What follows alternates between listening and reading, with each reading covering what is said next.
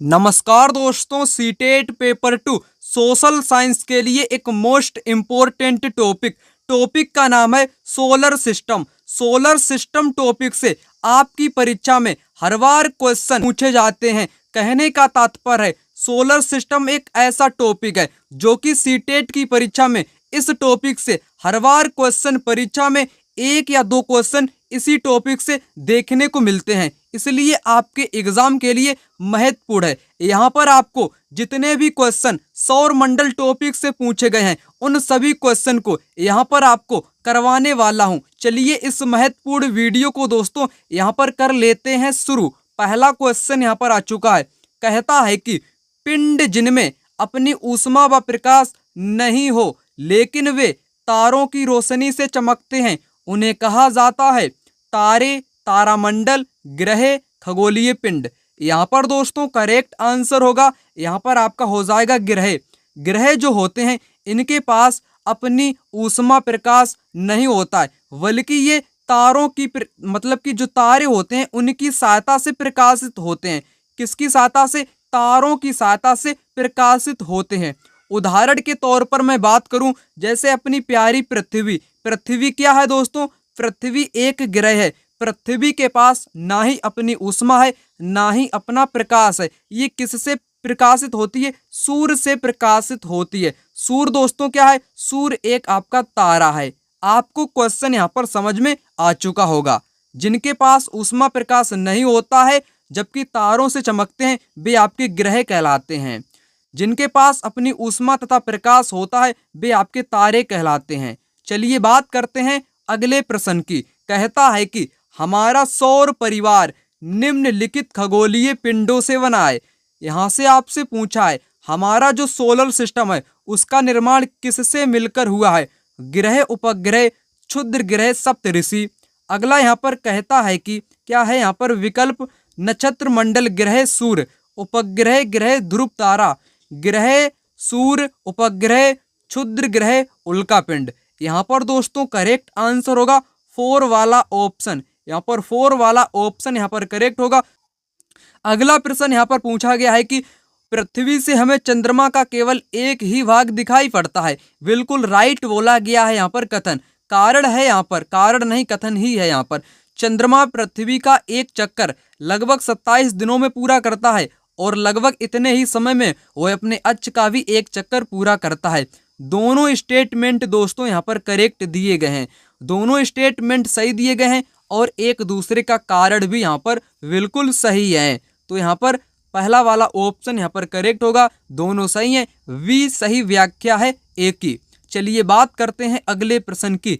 प्रदीप्ति व्रत है। प्रदीप्ति व्रत दोस्तों क्या होता है? कई बार एग्जाम में 2 से 3 बार पूछा गया क्वेश्चन है, इसलिए मैंने आपके लिए यहाँ पर सभी क्वेश्चन एग्जाम में पूछे गए सिलेक्ट किए हैं जो आपकी परीक्षा के लिए महत्वपूर्ण हो सकें।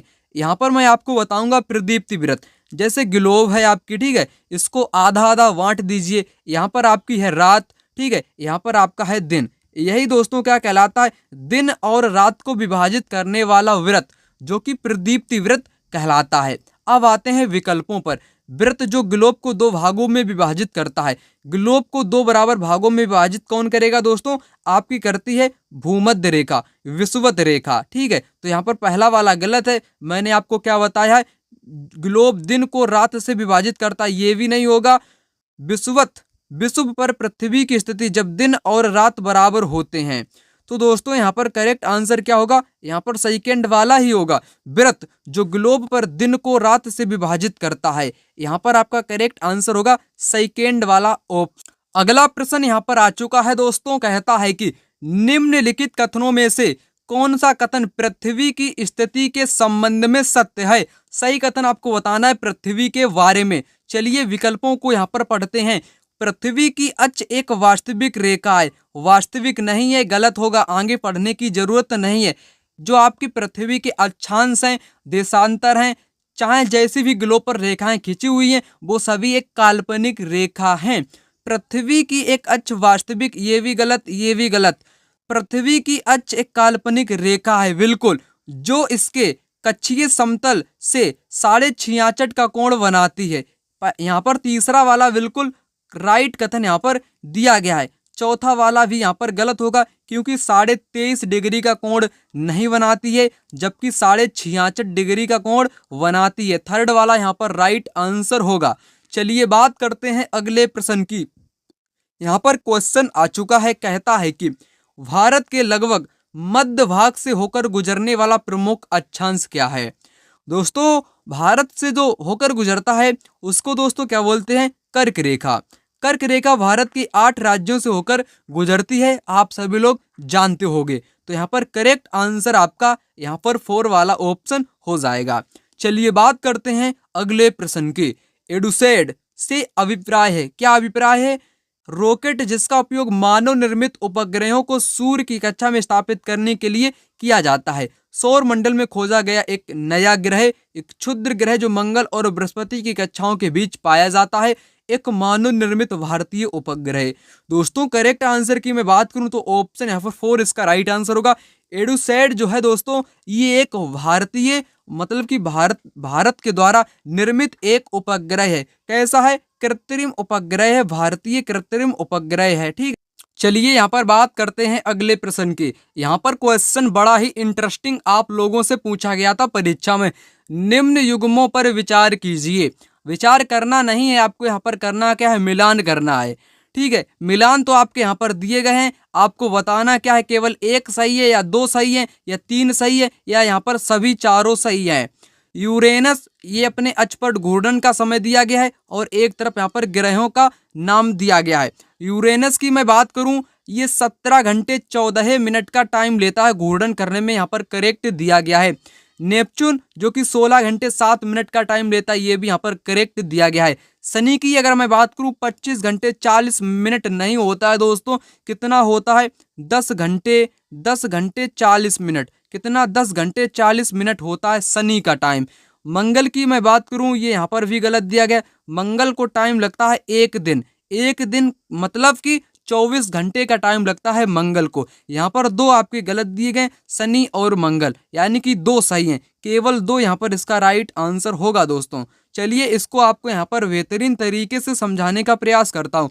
मंगल की बात कही गई है तो अपने अक्ष पर घूर्णन का टाइम 1 दिन का लेता है और ये दोस्तों परिक्रमण सूर्य का करने में 687 दिन का टाइम लेता है और इसके पास चंद्रमाओं की संख्या 2 है, यानी कि उपग्रह मंगल के पास 2 हैं। बुध की मैं बात करूं तो ये 88 दिन का सूर्य का परिक्रमण करता है, वहीं अपने अक्ष पर 59 दिन का टाइम लेता है।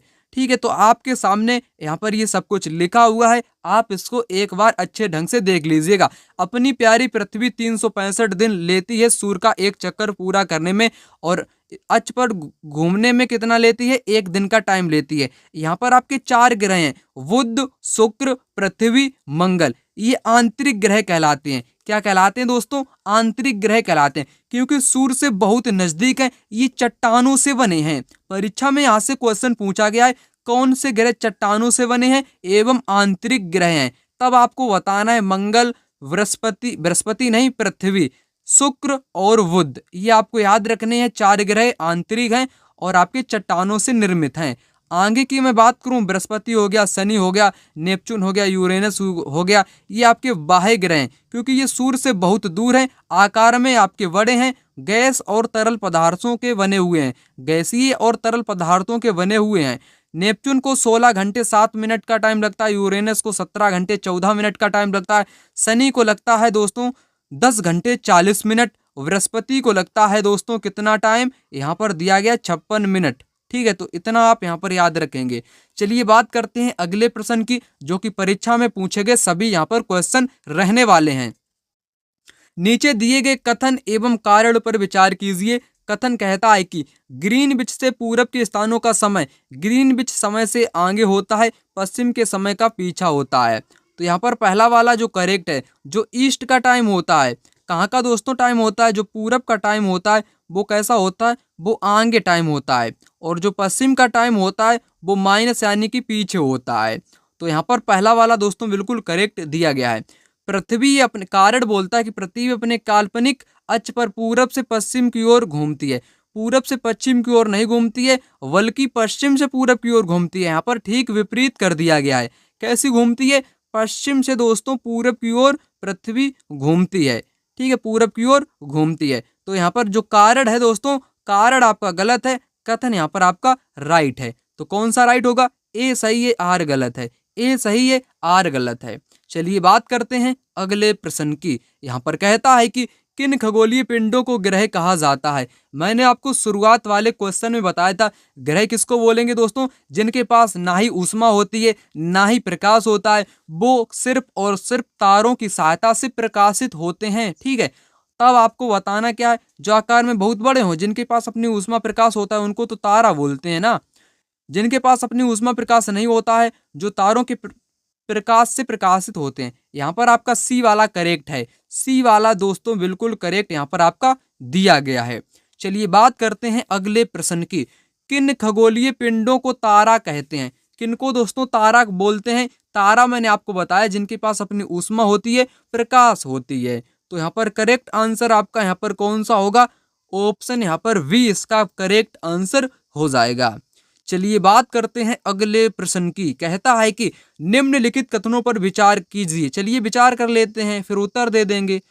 पृथ्वी एक ग्रह है तथा अपना जो संपूर्ण प्रकाश ऊष्मा सूर्य से प्राप्त करती है। यहाँ पर कैसा दोस्तों कथन दिया गया है? पृथ्वी जो एक है, ये एक ग्रह है जो कि अपना संपूर्ण ऊष्मा प्रकाश सूर्य से प्राप्त करती है। बिल्कुल राइट बोला गया है दोस्तों। यहाँ पर पृथ्वी सूर्य से दूरी के हिसाब से चौथा है, आकार में दोस्तों तीसरा बड़ा ग्रह है। नहीं दोस्तों, यहाँ पर गलत दे दिया गया है। यहाँ पर दूसरा गलत है, पहला राइट है। अगर मैं बात करूं, पृथ्वी सूर्य की दूरी के हिसाब से चौथा नहीं है। कितने नंबर का है? पहले नंबर का है बुध। बुध, शुक्र, पृथ्वी। पृथ्वी का नंबर है दोस्तों तीसरा नंबर है, और आकार में ये पांचवा बड़ा ग्रह है। यहाँ पर उल्टा कर दिया गया, आकार में होना चाहिए पांचवा और सूर्य की दूरी से हिसाब से होने चाहिए तीसरा। ठीक है, तो इस प्रकार से होता तब सही होता, तो गलत दिया गया दूसरा वाला, पहला यहाँ पर करेक्ट। केवल और केवल एक यहाँ पर इसका राइट आंसर होगा दोस्तों। चलिए बात करते हैं नेक्स्ट क्वेश्चन की। नीचे दिए गए कथनों पर विचार करें। चलिए करते हैं विचार। सूर्य के चारों ओर चक्कर लगाने वाले पत्थरों को, छोटे छोटे टुकड़ों को उल्कापिंड बोलते हैं। क्या कहते हैं? उल्कापिंड कहते हैं। जो सूर्य के चारों ओर जो छोटे छोटे पिंड होते हैं, पत्थर के टुकड़े होते हैं, उनको उल्कापिंड बोलते हैं। बिल्कुल करेक्ट दोस्तों यहाँ पर बोला गया है। खुले आकाश में फैली एक छोर से दूसरी छोर तक सफेद पट्टी, कैसी पट्टी दोस्तों? सफेद पट्टी, जो कि लाखों तारों का समूह है, को आकाश गंगा बोलते हैं। क्या कहते हैं? आकाश गंगा कहते हैं। केवल ए सही है, दूसरा है, दोनों सही है, ना ही ए ना ही बी, यानी कि ना तो एक सही है ना तो दो सही है। दोस्तों यहाँ पर दोनों ही आपके राइट हैं। दोनों ही यहाँ पर इसका राइट आंसर यहाँ पर हो जाएगा। अगला प्रश्न यहाँ पर आ चुका है। कहता है कि यदि कोई स्थान ग्रीनविच से 20 अंश पूरब में स्थित है, तब ग्रीनविच और उस स्थान के समय में कितना अंतर होगा? 1 घंटा, 1 घंटा 20 मिनट, 1.5 घंटा होगा, या एक समान समय होगा? चलिए यहाँ पर करते हैं सोल्व। आपको ज्ञात होगा कि आपको क्या ज्ञात होगा? एक जो अंश होता है उसमें कितने मिनट होते हैं दोस्तों? उसमें होते हैं दोस्तों 4 मिनट होते हैं। यहाँ पर 20 अंश दिया गया है, तो 20 अंश में मिनट कितने हो जाएंगे? 20 का गुणा आप जब 4 में कर दोगे तो यहाँ पर 80 मिनट इसका आंसर आ जाएगा। यहाँ पर कितना आया दोस्तों? 80 मिनट यहाँ पर आ चुका है। 80 मिनट में कितने घंटे होंगे? यहाँ पर होंगे 1 घंटा हो जाएगा, और उसी के साथ 20 मिनट यहाँ पर आपके बच जाएंगे। तो यहाँ पर आ चुका है आपका आंसर। 1 घंटा 20 मिनट का अंतर होगा। 1 घंटा 20 मिनट का अंतर हो जाएगा दोस्तों इसका करेक्ट आंसर। चलिए बात करते हैं अगले प्रश्न की। कहता है कि नीचे दिए गए कथन एवं कारण पर विचार करिए। कथन कहता है कि बुध द्वारा सूर्य के चारों ओर परिक्रमण काल सौर मंडल के सभी ग्रहों में से सबसे कम है। किसका? बुध का। बुध का जो टाइम है वो सबसे कम रहता है। ठीक है, बिल्कुल करेक्ट है। कितना टाइम लेता है? 88 डेज का यहाँ पर टाइम लेता है बुध आपका, इसीलिए ये सूर्य के सबसे नजदीक है आपका बुध। तो यहाँ पर दोस्तों करेक्ट बोला गया है। बुध सूर्य के सबसे नजदीक ग्रह। कारण बोला गया, कारण भी मैंने आपको बता दिया। यहाँ पर दोनों ही कथन आपके राइट हैं। सही व्याख्या भी यहाँ पर आपके करते हैं। पहला वाला यहाँ पर इसका आंसर करेक्ट हो जाएगा। चलिए बढ़ते हैं अगले प्रश्न की तरफ। अगला प्रश्न कहता है कि नीचे दिए गए ग्रहों में से कौन से बाह्य ग्रह हैं? बाह्य यानी कि बाहरी ग्रह आपको यहाँ पर बताने हैं। बाहरी ग्रह, ठीक है। बृहस्पति आपका बाहरी ग्रह होता है, बृहस्पति होता है, शनि होता है, अरुण होता है, वरुण होता है। ये चारों आपके कैसे हैं दोस्तों, बाहरी ग्रह हैं। यहाँ पर आपके राइट आंसर क्या होने चाहिए, आपका यहाँ पर राइट आंसर दोस्तों सभी हो जाएंगे। कौन कौन से यहाँ पर सभी आपके हो जाएंगे, 1 2 3 4, यहाँ पर आपके सभी इसके राइट आंसर होंगे। यहाँ पर विकल्प आपके सभी गलत दिए गए हैं। यहाँ पर क्या पूछा है, बाह्य ग्रह, बृहस्पति होगा, वरुण होगा, शनि होगा और अरुण होगा। मैंने एनसीईआरटी के साथ आपको यहाँ पर समझाने का प्रयास किया था, उसको एक बार यहाँ पर देख लेते हैं। यहाँ पर आंतरिक ग्रह जो आपके पूछे गए थे, मंगल, बृहस्पति, शुक्र और बुध, वहाँ पर आपके बाह्य ग्रह पूछे गए। ये आपके बाह्य ग्रह दिए गए, बृहस्पति है, शनि है, यूरेनस, नेपच्यून यानी कि अरुण और वरुण। यहाँ पर आपके जो विकल्प दोस्तों दिए गए हैं, विकल्प आपके यहाँ पर दोस्तों कैसे दिए गए हैं, गलत दिए गए हैं। यहाँ पर सभी इसका राइट आंसर होगा, सभी इसका यहाँ पर क्या होगा, राइट आंसर दोस्तों हो जाएगा। चलिए बात करते हैं अगले प्रश्न की। यहाँ पर कहता है कि नीचे दिए गए कथन एवं कारण पर विचार कीजिए। कथन ए, पृथ्वी के आकार को भू-आब जियोइड भी कहा जाता है। बिल्कुल कहा जाता है। कारण है कि पृथ्वी ध्रुवों के पास चपटी है और बीच में दोस्तों कैसी है, बीच में दोस्तों उभरी हुई है, इसी कारण इसको बोलते हैं जियोइड, यानी कि इसको बोलते क्या है, भू-आब बोला जाता है पृथ्वी की आकृति को। तो यहाँ पर दोनों आपके करेक्ट होंगे और सही व्याख्या भी दोस्तों इसकी करेंगे। चलिए बढ़ते हैं अगले प्रश्न की तरफ।